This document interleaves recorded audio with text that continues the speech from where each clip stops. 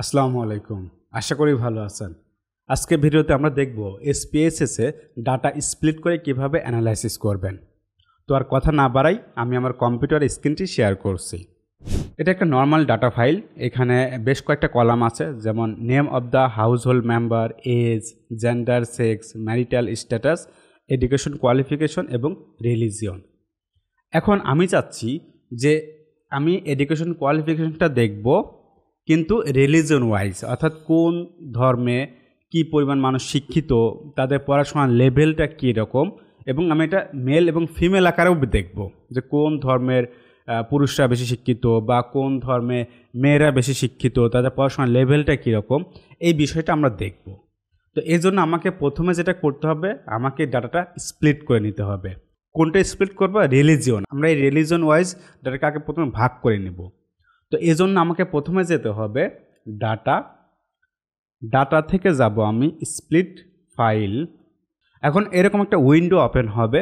এখন আমি যে ফিল্ডটাকে স্প্লিট করব সেটা আমাকে এই ঘরে নিয়ে আসতে হবে, অর্থাৎ এই গ্রুপ বেজ অন এর মধ্যে রাখতে হবে। তো এটা আমি করতে পারবো যখন কম্পেয়ার গ্রুপস সিলেক্ট করব, তখন এটা অ্যানেবল হবে। এখন আমি রিলিজিয়ন সিলেক্ট করলাম, এ পাশে নিয়ে আসি রিলিজিয়ন, এটা আমি ওকে দিয়ে দিচ্ছি। নর্মালি আমাদের মেন ডাটা ফাইলে কোনো পরিবর্তন দেখা যাবে না প্রথমে। এরপর আমরা যেটা করব, অ্যানালাইজে যাব, ডিসক্রিপটিভ স্ট্যাটিস্টিক, এবং এখান থেকে যাব ক্রস ট্যাবস। এখন এইখানে রো এবং কলামে যে ফিল্ডটা রাখবো, এই ফিল্ডের উপর ভিত্তি করে কিন্তু আমার আউটপুটটা শো করবে, ওই টেবিলটা শো করবে। তো আমি চাচ্ছি রো আকারে ম্যারিটাল স্ট্যাটাসটা দেখাবে। ম্যারিটাল স্ট্যাটাস না, আমি জেন্ডারটা রাখি, এবং কলামের মধ্যে আমি রাখতে চাচ্ছি এডুকেশন কোয়ালিফিকেশন। ওকে, এবার আমি ওকে দিচ্ছি। এখন দেখেন এটা চলে আসছে। এখানে দুইটা টেবিল আছে।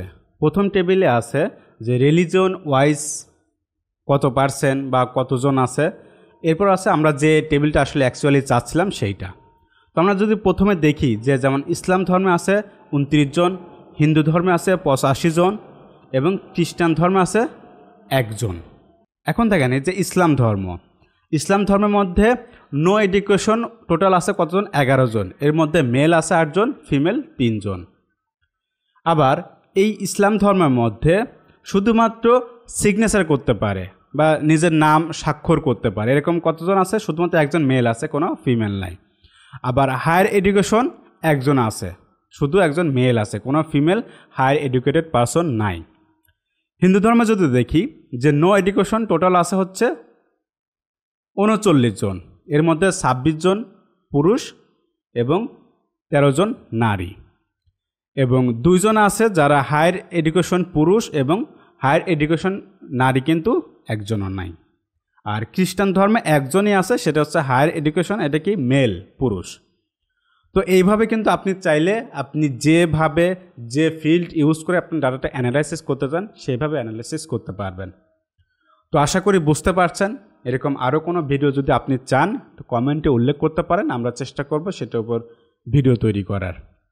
তো ভালো থাকবেন সবাই, আর চ্যানেলটি যদি সাবস্ক্রাইব করা না থাকে অবশ্যই সাবস্ক্রাইব করবেন। ধন্যবাদ।